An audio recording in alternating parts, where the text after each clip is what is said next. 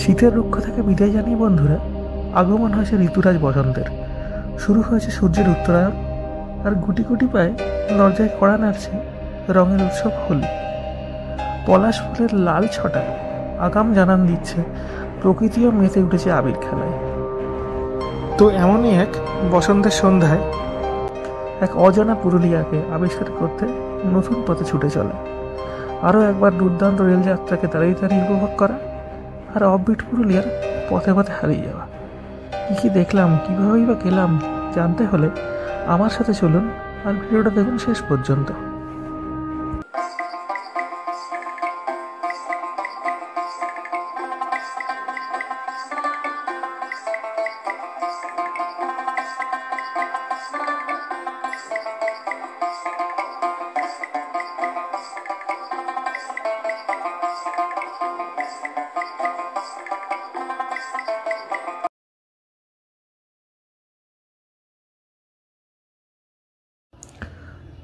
তো এই ছিল আমার যাত্রার গতিপথ বন্ধুরা। দেখুন, কলকাতা সংলগ্ন হাওড়া স্টেশন থেকে যাত্রা শুরু করে মেদিনীপুরের ওপর দিয়ে আমরা গেছিলাম পুরুলিয়াতে। তারপর পুরুলিয়া থেকে আরও এগিয়ে আমরা গিয়েছিলাম অযোধ্যা পাহাড়ের গর্ভে একদম মাঝখান্দা জলপ্রপাত দেখতে এবং আশপাশের অফবিট স্পটগুলোকে দেখতে। শুভ সন্ধ্যা বন্ধুরা, আজ 1 মার্চ। আমি এই মুহূর্তে হাওড়া স্টেশনে এসেছি পুরুলিয়া যাওয়ার জন্য। তো এখন ঘড়িতে 10:30 বাজে। আমি এই সাউথ ইস্টার্নে এখন ওয়েট করে আছি কত নম্বর প্ল্যাটফর্মে চক্রধরপুর এক্সপ্রেসটিকে দেয়। তো সেই ট্রেনটিতে করেই আমি পুরুলিয়া যাব। তো এই প্রসঙ্গে বলে রাখি, আমি এর আগে 2বার পুরুলিয়া ঘুরেছি, কিন্তু কতগুলো জায়গা দেখা হয়নি আমার। তো হঠাৎ করে আবার একটা প্ল্যান করে ফেললাম। তো সেই জন্যই এই ঝটিকা সফর বলতে পারেন 2-3 দিনের। তো সঙ্গে থাকুন, দেখতে থাকুন, অনেক সুন্দর সুন্দর জায়গায় আমি দেখাতে চলেছি, আর সাথে থাকছে একটি সুন্দর রেল সফর। তো ট্রেনটি ঢুকছে বন্ধুরা 19 নম্বর প্ল্যাটফর্মে হাওড়া স্টেশনের। দেখুন, WDG লোকোমোটিভ এটিকে নিয়ে আসছে। 2টা ট্রেন পরপর থাকবে, একটি চলে যাবে চক্রধরপুরের দিকে, একটি চলে যাবে বোকারোর দিকে।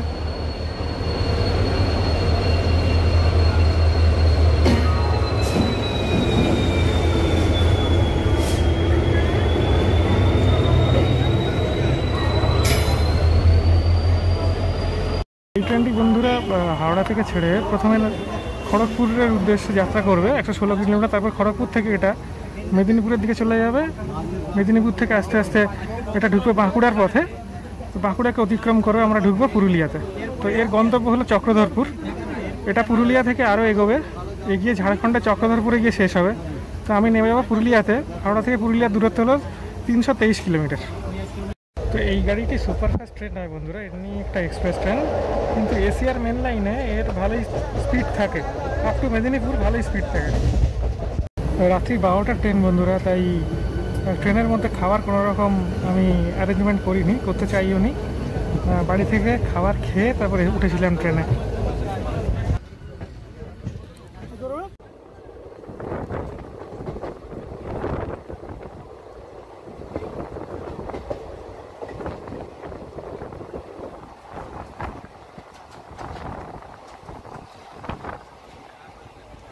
ট্রেনের মধ্যে ভীষণ ভিড় আজকে। দেখুন,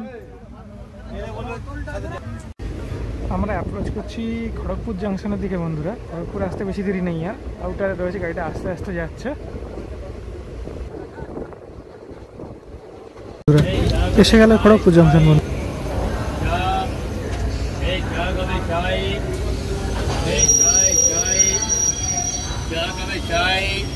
মেদিনীপুর স্টেশন বন্ধুরা, এখানে অনেক লোক নেমে যাবে, ট্রেনটা একটু খালি হবে। তো এখন নিদ্রা দেবীর আরাধনা করার সময় হয়ে গেছে বন্ধুরা, মধ্যরাত্রি। এখনও জেগে আছি আমি, এবার একটু ঘুমাতে হবে। 2.5-3 ঘন্টার মতো ঘুমাবো, আবার সকালে আসছি আপনাদের সাথে। পুরুলিয়ার কাছাকাছি পৌঁছে যাবো, ততক্ষণে সঙ্গে থাকবেন সবাই বন্ধুরা। 283 কিলোমিটার পথ অতিক্রম করে আমরা এই মুহূর্তে আদ্রা জংশনে এসেছি। তো আমি একটু জাস্ট নেমেছি ট্রেন থেকে। এখান থেকে পুরুলিয়া প্রায় 40 কিলোমিটার।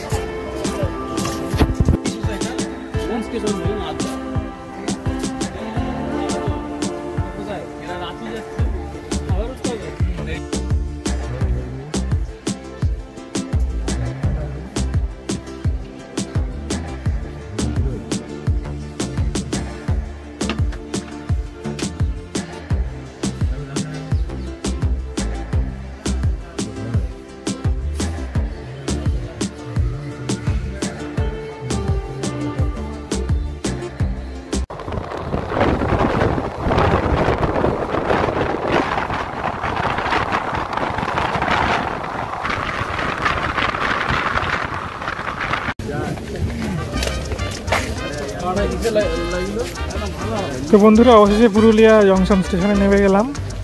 চক্রধরপুর হাওড়া আদ্রা চক্রধরপুর এক্সপ্রেস দেখুন দাঁড়িয়ে আছে, এইমাত্র ঢুকলো। 7 ঘন্টা 10 মিনিট লেগেছে আসতে, 7 ঘন্টা 10 মিনিট লেগেছে আসতে, 323 কিলোমিটার। তো আরও একটি রেল যাত্রা সমাপ্তি হলো বন্ধুরা। এবার আমি যাব হোটেলের উদ্দেশ্যে। সকাল 7টা 10 বাজে। একটু ফ্রেশ হয়ে তারপরে আমি বেড়াতে বেরোবো, ঘুরতে বেরোবো, দেখাবো বিভিন্ন জায়গা আপনাদের। পুরুলিয়া আসলে বরাবরই দারুণ অনুভূতি হয় আমার বন্ধুরা। উত্তরবঙ্গে গেলে ঠিক যে অনুভূতিটা হয় ঠিক সেরকমই অনুভূতি হয় পুরুলিয়া আসলে। বসন্ত এসেছে, মনে লেগেছে খুশির হাওয়া, তাই চলুন শটাং বেড়াতে চলে যাই পুরুলিয়া। সেখান থেকে একটি রিক্সা নিয়ে আমি হোটেলের দিকে যাচ্ছি।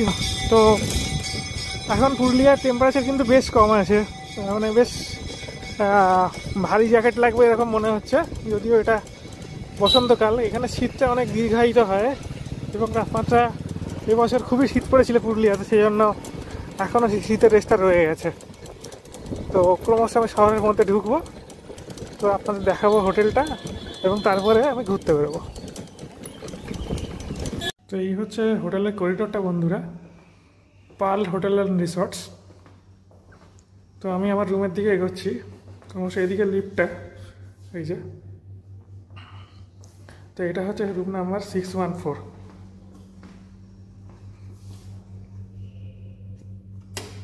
তো বন্ধুরা এটা ছোট্ট করে হোটেলের রুম টুরটা করে নিচ্ছি। দেখুন এটা পার্ল হোটেল অ্যান্ড রিসর্টের রুমটা, অত্যন্ত সুন্দর রুম। একটু এক্সপেন্সিভ আছে, 3000 টাকা এর রেন্ট। এখানে একটা বিশাল বেড আছে, ডাবল বেড, আর এদিকে দুটো বেড সাইড টেবিল। সুন্দর একটা অয়েল পেন্টিং আছে পেছনে।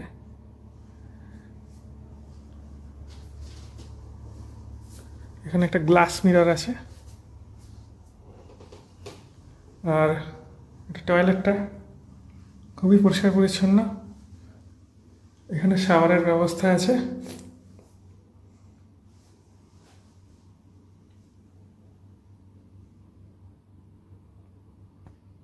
আর এখান থেকে পুরুলিয়া টাউনটা দেখা যাচ্ছে, দেখুন কি সুন্দর। তো বন্ধুরা এখন আমরা মুরুগুমা ড্যামের পথে যাচ্ছি।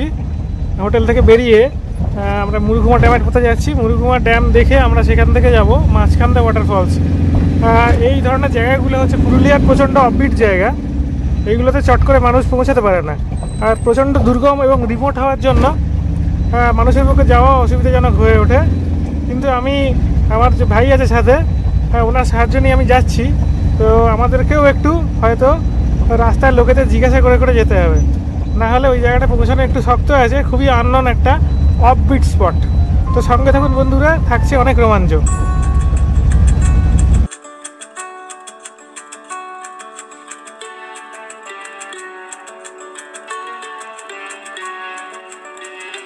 বন্ধুরা এই মুহূর্তে আমি বান্দু নদী অতিক্রম করছি। এই জায়গাটাকে বলে বান্দু নদী। তো কিছুক্ষণ পরেই পড়বে একটা ছোট্ট গ্রাম আরশা। তো ওইখান দিয়ে আমাদের যেতে হবে মাঝকান্দা জলপ্রপাতের দিকে। খুব সুন্দর এই নদীটা, ছোট্ট নদী। চলো দাদা এগো আস্তে আস্তে। এখানে একটা ইরিগেশন প্রজেক্টটা হচ্ছে, তো সেটার বোর্ডও দেখলাম জাস্ট এই ব্রিজটা ঢোকার মুখটাতে।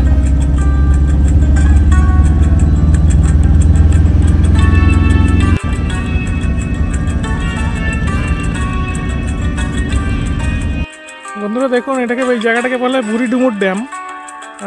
পেছনে রয়েছে অযোধ্যা পাহাড়ের রেঞ্জ। এখানে আমাদের গাড়িটা দাঁড়িয়ে আছে। আমরা চলেছি মাঝকান্দার পথে, পথে পড়লো এই ড্যামটা। তো আমরা গুগলের সাহায্য নিয়েই যাচ্ছি, কারণ এখানকার লোকাল লোকেরাও সেইভাবে গাইড করতে পারছে না। এটা একটা চ্যালেঞ্জিং ব্যাপার, কারণ এটা এতটাই অফবিট যে লোকাল লোকেরাও গাইড করতে পারছে না। তো সেই জন্য আমরা গুগলের সাহায্য নিয়ে যাচ্ছি। তো বুড়িডুমুর ড্যামটা যাওয়ার পথে খুব ভালো লাগলো, সেই জন্য গাড়িটাকে দাঁড় করালাম এখানে।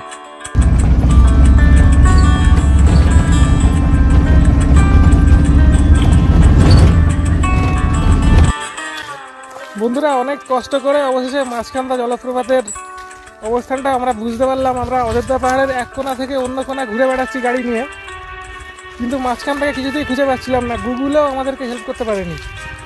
এই অঞ্চলটা এতটাই রিমোট আর কি। আপনারা জানেন অন্যান্য জলপ্রপাতও আছে, যেরকম তুর্গা, বামনি, এই ধরনের জলপ্রপাতগুলো আছে, কিন্তু ওগুলোকে লোকে চেনে। কিন্তু এই মাঝখানা জলপ্রপাতটা এতটাই দুর্গম জায়গাতে আর কি রয়েছে, একে লোকেট করা খুব শক্ত। তো সেই জন্য অনেকক্ষণ ঘুরপাক খেয়েছি আমরা, অনেক রকমের যে এরিয়াতে গেছি, অনেক লোকের সাথে কথা বলেছি। অবশেষে এক কাকা আমাদেরকে, যদি সামনে যাচ্ছেন উনি, দেখুন উনি সামনে যাচ্ছেন উনি, হ্যাঁ কি নাম কাকা আপনার? দমন সরেন। উনি আমাদেরকে হেল্প করে নিয়ে যাচ্ছেন, আর এই ভাই আমাকে নিয়ে এসছেন আজকে ড্রাইভ করে পুরুলিয়া টাউন থেকে। তো এই ঝর্ণার সন্ধান পেলাম। অনেক দিনের শখ ছিল আমি মাঝখানটা জলপ্রপাত দেখবো, এই জলপ্রপাতের কথা শুনেছি, কিন্তু লোকে এখানে আসতে চায় না বা আসতে পারে না, কারণ এটা এতটাই রিমোট। এইখানে কোনোভাবেই কোনো পাবলিক ট্রান্সপোর্টেশন নেই, আপনাকে গাড়ি বুক করেই আসতে হবে। তো চলুন তাহলে দেখাই এই জলপ্রপাতটি। আমি জানতে পারলাম মাঝখানটার নামটা কেন হয়েছে। আসলে এখানে বুর্গা বলে একটা ড্যাম আছে খুব কাছে, ওই ড্যামের মধ্যে যে মাছগুলো, হ্যাঁ আসছি, যে মাছগুলো আছে সেই মাছগুলো এই অঞ্চলটাকে পেরোতে পারে না, সেই জন্য এই জায়গাটার নাম হয়েছে মাঝখান্দা। তো দেখাচ্ছি আপনাদেরকে, একটু নিচে যেতে হবে আমাকে, নিচে যাচ্ছি। বন্ধুরা, মাঝখান্দা যাওয়ার রাস্তাটি, নিচেও যাওয়া যায়, অন্যান্য স্পটগুলো দেখবো বলে আর নিচে যাচ্ছি না, সেটার কারণে এই রকমভাবেই। তো বন্ধুরা, এই দেখুন মাঝখান্দা জলধারাটি, জলপ্রপাতটি এখন বসন্তকাল হওয়ার জন্য খুব অনেক জল নেই এখানে, তবে আছে একটা জলের স্রোত আছে, প্রবাহিত হচ্ছে। এইটা নিচের দিকে ক্রমশ বয়ে গেছে। আর এর দেখুন অযোধ্যা পাহাড়ের অপূর্ব প্রাকৃতিক শোভা চারদিকে।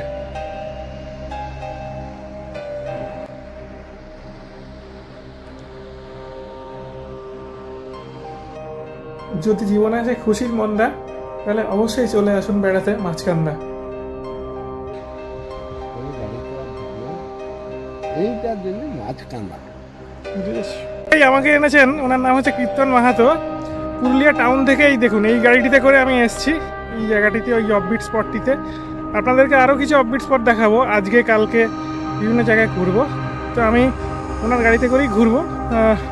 তো আপনাদেরকেও রেকমেন্ড করছি, আমি নাম্বার দিয়ে দেবো, ওনার ফোন নাম্বার। আপনি এই গাড়িটাতে করে ঘুরতে পারেন। এখানে এই গাড়িটা মানে 10 জন ধরে যাবে, এটা টাটা ম্যাজিক গাড়ি একটা। তো বেশ ভালোই লেগেছে আমার। বন্ধুরা, এটা হলো পিদিধিরি গ্রাম, এখানেই আমি পিদিধিরি জলপ্রপাত দেখতে এসেছি। আপনারা দেখলেন মাঝখান্দা, আর এটা হলো পিদিধিরি। হ্যাঁ, তো এই গ্রামটির সৌন্দর্য দেখুন, অযোধ্যা পাহাড়ের কোলে এই অপূর্ব সুন্দর গ্রামটি। তো এই কাকা নিয়ে এসছেন আমাকে এই গ্রামটিতে, জলপ্রপাতের নাম এই গ্রামের নাম আর কি। বন্ধুরা, এটা হলো জঙ্গলমহল দেখুন। হ্যাঁ, তো আমি এখন পিদিধিরি জলপ্রপাত দেখতে যাচ্ছি এই জঙ্গলের মধ্যে দিয়ে। ওই কাকা আমাদেরকে গাইড করে নিয়ে যাচ্ছেন, আর আরও কিছু গ্রামবাসী রয়েছে তার সাথে। একটা অদ্ভুত অনুভূতি হচ্ছে, দুর্দান্ত অনুভূতি হচ্ছে। বন্ধুরা, আমি পিদিধিরি জলপ্রপাতের খুব কাছেই চলে এসেছি।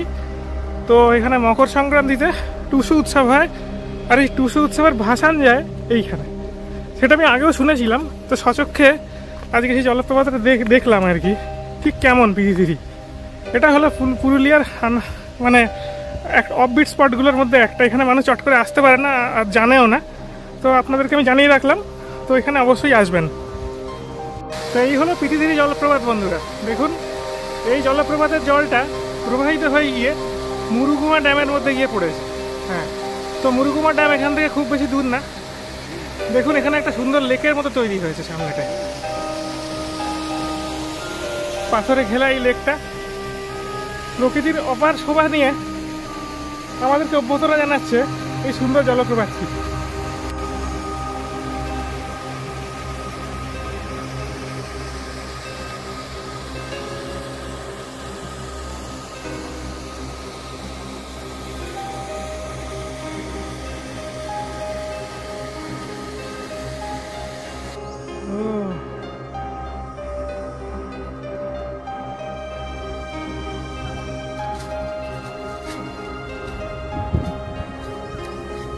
দেখুন বন্ধুরা, দূরে দেখা যাচ্ছে মুরুগুমা ড্যাম। তো কিছুক্ষণ আগে যে দুটো ওয়াটারফলস দেখালাম, জলপ্রপাত দেখালাম, ওই দুটো জলপ্রপাতের জল এই মুরুগুমা ড্যামের মধ্যে এসে পড়েছে। কি অপূর্ব সুন্দর প্রাকৃতিক শোভা জায়গাটা। তো অফবিট স্পট দর্শন করে বন্ধুরা, এবার আমাদের খাওয়া দাওয়ার পালা, দুপুরের খাওয়া দাওয়া। এখন প্রায় দুটো বেজে গেছে আর কি। তো আমরা এইখানে মুরুগুমা ড্যামের খুব কাছেই এই হোটেলটিতে ঢুকেছি খেতে। দেখুন বড় হোটেল। তো এখানে খাওয়া দাওয়া করবো। এখানে এনাদের রান্নার বন্দোবস্ত আছে, এখানে রান্না করছেন।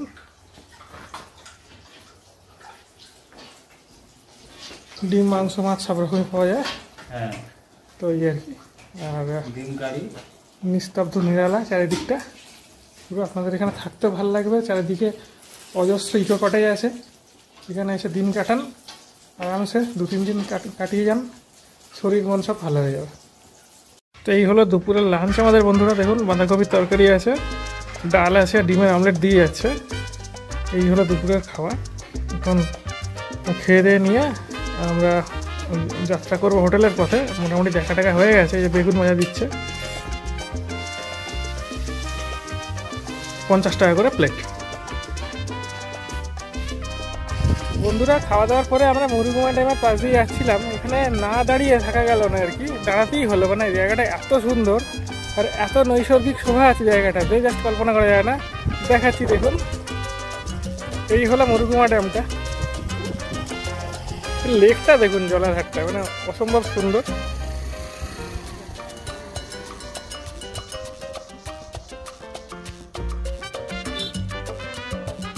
প্রকৃতি যেন সবকিছু উজাড় করে দিয়েছে এখানে, মানে এতটাই সুন্দর জায়গাটা, পুরো আনটাচড, অফবিট প্লেস। যদিও আস্তে আস্তে মানুষ জানছেন, এখানে আসছেন।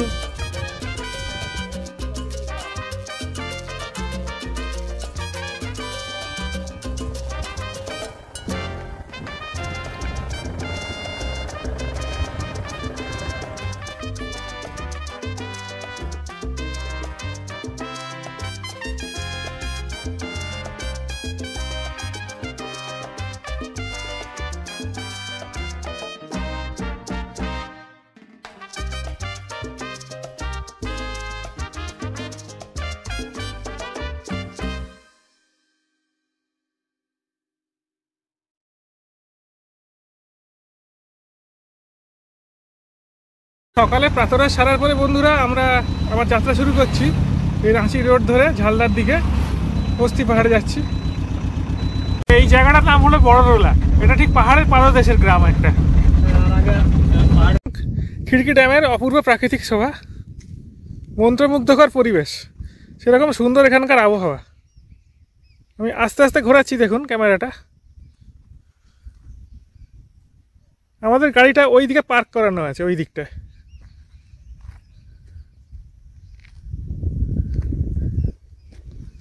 এখানে কতগুলো সারি সারি তাল গাছ আছে। তো ভাই কিছু বলতে চাইছেন এই তাল গাছ সম্পর্কে? তো এইগুলো আপনারা হয়তো দেখেছেন যে রামায়ণে ঠিক যে মতো রাম 7টা তাল গাছকে এবারে একটা তীর দিয়ে আঘাত করেছিল, ঠিক সেই মতনই দেখতে অপূর্ব প্রাকৃতিক সৌন্দর্য।